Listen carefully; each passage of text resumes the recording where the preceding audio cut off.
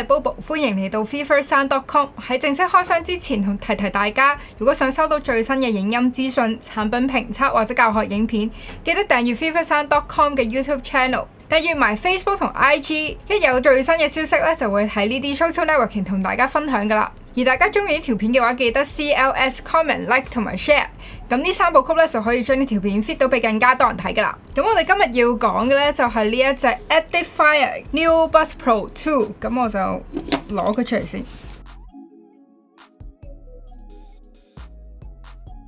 之前咧應該講過呢一隻 Edifier 嘅 Neo Buds， 即係佢嘅前一代嚟到 Neo Buds Pro 2， 我哋睇下規格係啲咩先。首先佢就支援 Google 嘅 Fast Pair 啦，亦都用咗藍牙 5.3， 亦都有 ANC 主動降噪，咁佢有4個模式嘅。喺咪方面咧就用咗4個咪啦，令到通話可以更加清晰。咁因為咧佢係呢一個圈鐵混合單元啦，咁所以就用到呢一個分頻嘅技術。咁有呢個 IP54 嘅防塵防水係數啦。呢個咧就係佢哋有一個空間音效追蹤你個頭部咧，去感應翻嗰個聲音嘅方向嘅。咁呢個咧就係佢用咗嗰個圈鐵混合單元啦，用咗柳氏嘅動鐵單元。支援嘅藍牙解碼咧就有 LDAC 啦、LHDC-X、LHDC192， 所以佢就有呢個 Hi-Res Audio 啦 support 到。咁呢一個 QR code 咧就係你 scan 咗之後咧，佢可以入去佢哋自家個 apps 叫 Edifier Connect。佢開咗 ANC 咧，單次可以用到4個鐘啦，連埋充電盒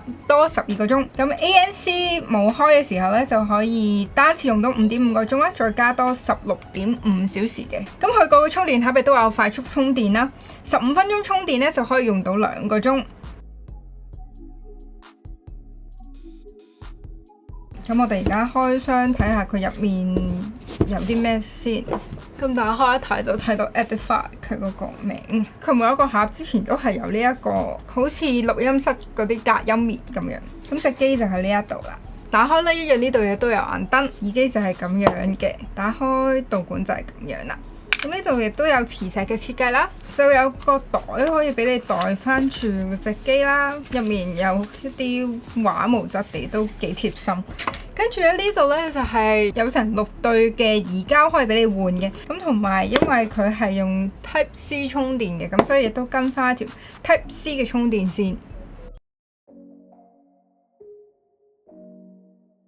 咁呢個就係佢個畫面啦，佢會自動 connect 咗你隻機嘅。咁啱先講咗佢有4段嘅 ANC， 咁分別就有呢個 High Noise Cancellation 中段啦，咁係舒適嘅 ANC， 呢個低 ANC 啦，咁呢個咧就係完全聽到環境聲嘅。咁咧佢呢個環境聲咧，佢亦都可以揀 balance 啦，集中係聽人聲多啲啊，定係聽背景聲多啲。分別咧就係如果你係聽人聲咧，你個人聲就會放咗喺前面嘅；聽背景聲多啲咧，個人聲就會少少咁樣帶咗去後面咁樣啦。仲有一個叫抗風噪嘅，佢仲有一個 mode 咧就係熄咗嘅 ANC 嘅。咁喺呢度咧都可以睇到咧隻機嘅左右耳機係幾多電量啦 ，case 咧係咪叉緊電咁樣。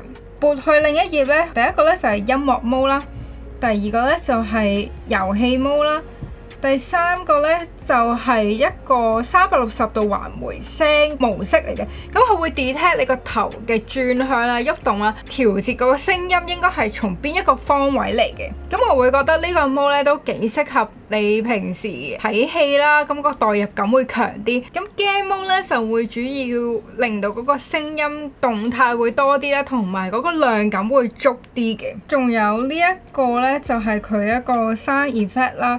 咁呢個主要係你聽音樂嘅時候會用嘅。咁第一個就係 classic， 第二個 mode 咧就係 dynamic， 加強翻嗰個聲音動態啦。最後咧佢係可以自己去調校個 EQ 嘅，全部嘢咧都係可以按照住你自己嘅喜好去校翻。咁同埋呢一度咧，佢可以校咧你呢個燈咧究竟係咩色。咁我而家 default 就係白色啦。咁你可以按住自己喜好去轉翻你個 case 嘅顏色啦。如果你平時會聽歌嘅話，呢個位都會 show 翻你聽緊啲咩歌嘅。淨係戴單邊耳機嘅時候咧，其實佢就不能夠咧去開啟任何嘅 ANC 嘅，咁佢就會直接 default 咗咧，你個 ANC 係 off 咗啦。咁所以你係要戴咗2隻耳機啦，戴晒兩邊咧，佢先會着到嗰個 ANC 嘅。好啦，咁啊見到我出現啦，就知道咧，我哋而家進入咗咧就係嗰個評測嘅時間啦。今次咧又唔該晒 Bobo 啦，幫我哋試咗咧漫步者呢一隻咧 Leo Buds Pro 2嘅 True Wireless 耳機嘅。咁第一樣嘢就係好多人咧都會關心啦，True Wireless 耳機最重要嘅嘢就係嗰個佩戴嘅舒適度啦，同埋嗰個連線嘅穩定度。連線方面咧，佢完全冇問題嘅，因為我自己平時日常行嗰啲地方咧，都係比較多連線黑點啦，多啲干擾嘅地方，咁但係佢都完全冇斷線嘅情況。咁但係咧，佢嗰個耳機咧，比起普遍我哋見到嘅藍牙耳機都係偏大隻，因為佢有個耳柄，大嗰個位其實唔大隻嘅，戴落去都舒適嘅。但係佢呢個耳柄位咧，我平時係會戴住耳機瞓覺嘅，佢就會有啲硬。但係如果你平時你日常淨係戴住返工放工啊，咁咪冇乜問題。我哋而家就咁睇啦，佢就以一隻圈鐵混合單元嚟講咧，動圈佢就冇講 size。係啊係。咁我就估計佢個動圈咧就唔會話非常之大啦。咁所以咧，佢嗰個耳機嗰個腔體咧就唔大嘅。但係我都認同 Bobo 講咧，就係佢耳柄呢個位，因為輕觸式喺呢個位嚟㗎嘛。係啊係啊，佢喺咪呢個位。咁所以咧，佢就可能呢個耳柄就做翻粗少少。咁其實我印象中漫步者之前嘅 True Wireless 耳機個設計都類近嘅。係啊。咁所以咧，其實可能真係瞓覺就會忍住咯。平時戴住就應該絕對冇問題。其實佢冇問題啊，佢 even 係追巴士佢都唔甩。即係都戴就穩陣嘅。咁所以應該個佩戴感都舒服。咁同埋重量上邊咧？佢都輕嘅，成隻你戴上去唔會覺得你係戴咗一樣嘢喺身咯。咁不過而家嘅 True Wireless 普遍都做得好輕啦，已經。好，咁第二樣嘢就係佢都主打嘅就係佢個 ANC 嘅功能啦。咁啱啱都聽到 Bobo 分享咗喺 App 裏邊有啲 control 可以做到啦。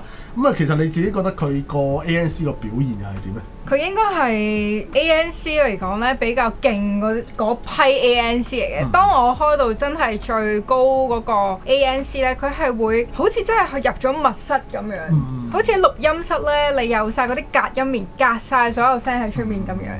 咁但係我自己個人嚟講，我就中意翻有少少空間感嘅，咁所以我就會揀翻嗰個中度嘅 ANC 咯。都有個彈性俾你揀，因為我其實都幾緊要就係 True Wireless 耳機好多時，佢會擺咗 transparency 有得揀幅度，但係 ANC 就未必有得俾你校嗰個強度。因為我經常性戴單邊嘅，因為我公司咧就可能真係聽到出面嘅人講嘢啦。咁但係戴單邊咧，佢自己獨立嘅隔音其實都 OK。咁我都會有條 demo 嘅片咧，俾大家掌握翻呢一隻機嗰個 ANC 嘅效果嘅。Noise cancellation off. Wind reduction. Low noise cancellation.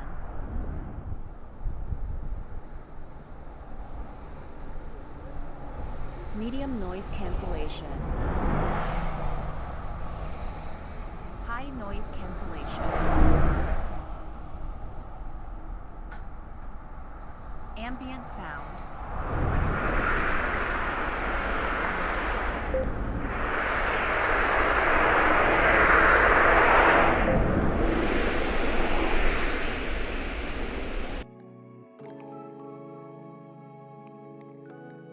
咁你自己覺得佢嘅聲音表現係點呢？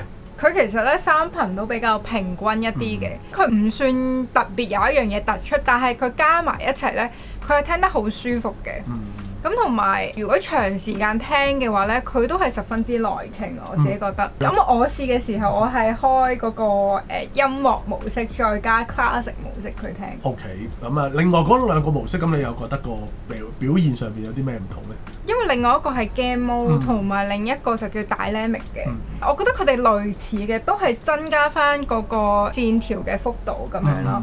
咁所以咧，佢哋好明顯地咧，低頻咧係會再有力度一啲嘅。咁但係因為咧，佢本身表現都唔錯。咁如果你唔係追求一啲好重量感，或者你係需要聽到啲嘢好嘻嘻含含嗰啲咧，我自己覺得 classic 再加音樂 mode 其實都好夠。仲有冇啲關於佢嘅功能，或者有啲你試完之後你覺得佢比較難忘嘅地方咧？因為一開始咧，我冇留意到佢嗰個佩戴偵測嘅功能啦，因為喺 App 度都冇嘅，咁所以我唔知佢點樣開啦。但係有一次咧，我無啦啦要追巴士，即係我本身係中度降噪咁樣，佢突然之間幫我轉咗做抗風噪咯。咁其實我係覺得好貼心嘅，當刻因為我已經跑緊嘅時候，我冇辦法再喺個 Apps 度轉啦。咁同埋因為要過馬路咧，其實嗰個位我會覺得係安全啲。其實我聽到環境聲。咁都可以見到應該係漫步者，除咗你見到啦，而家個機身呢個咧好 fancy 嘅燈之外，咁另外一啲功能上邊都係因為 True Wireless 其實都推出咗咁多年，咁好多個牌子都有。其實點樣喺中間脫穎而出？咁而家都係近年會好多品牌會考慮，就係加啲新功能落去啊，又或者係點樣令到佢吸引啲啊？咁都係好多品牌各出其謀嘅地方嚟嘅。同埋佢嗰個360度嘅環迴聲，即係 Space Audio， 係 Space Audio，嗰個都比較少有，我自己覺得。但係作為平時可能淨係聽歌多嘅用家，呢個功能對我嚟講就唔算係常用咯。係啦，咁樣免提通話上面，你有冇試過？我有啊，有一次咧，我真係攞咗好多嘢，咁我就聽電話係完全冇問題咯。因為佢都用4個咪啊嘛，咁其實收音都幾清晰嘅。對方聽到我講啲咩咧，但係我唔知對方，即係我唔知嗰個效果係點。我哋之後會再 show。即係最緊要就係對方冇話啊，你喺邊啊？我聽唔到你講咩啊！即係冇呢個反應咧。冇啊。咁應該就個效果幾好嘅。咁我哋都係喺交通工具入面嘅，所以都唔係一啲好靜嘅環境。明白。咁好啦，咁我哋都繼續一樣啦，有條示範片俾大家咧感受下，咁啊又係交俾寶寶去做啦。今日咧，我哋就嚟試下 Edifier Neo Bus Pro 2嘅通話質素如何啦。咁我哋都一樣喺一個比較繁忙嘅街道側邊咧，去模擬翻大家日常出街會用嘅時候咧，嗰個狀況係如何。咁我自己咧都有用過呢隻耳機咧，去同啲 friend 啊喺街度講電話嘅，咁佢哋都聽得到清楚，唔使我做重複嘅。唔知你哋又覺得佢嘅通話質素如何咧？係啦，咁啊睇埋我哋嘅免提通話嘅示範啦。我哋今日呢條片啊，大上講到呢一度啦。咁中意我哋拍片嘅朋友俾個 like 啊！未訂閱嘅咧就記得訂閱，撳埋隔離嗰個鐘仔咧，一有新片就會通知你啦。咁啊，我自己就咁睇呢次呢隻機啦，除咗 Bobo 試嘅東西之外咧，我就見到喺藍牙 Codec 上面啦，佢都有一個好大嘅 enhancement，特別咧就係支援咗 LHDC 呢一個新嘅 Codec 啦。呢個 Codec 咧其實而家暫時都係一啲中國嘅電話會有一個聯盟咁樣去用緊呢一個 Codec 嘅。未來究竟會唔會可以撼動到而家全個地球最多人用就可能 aptX 啦，或者係呢個 LDAC Android 主要會支援呢兩個陣營嘅 Codec 為主。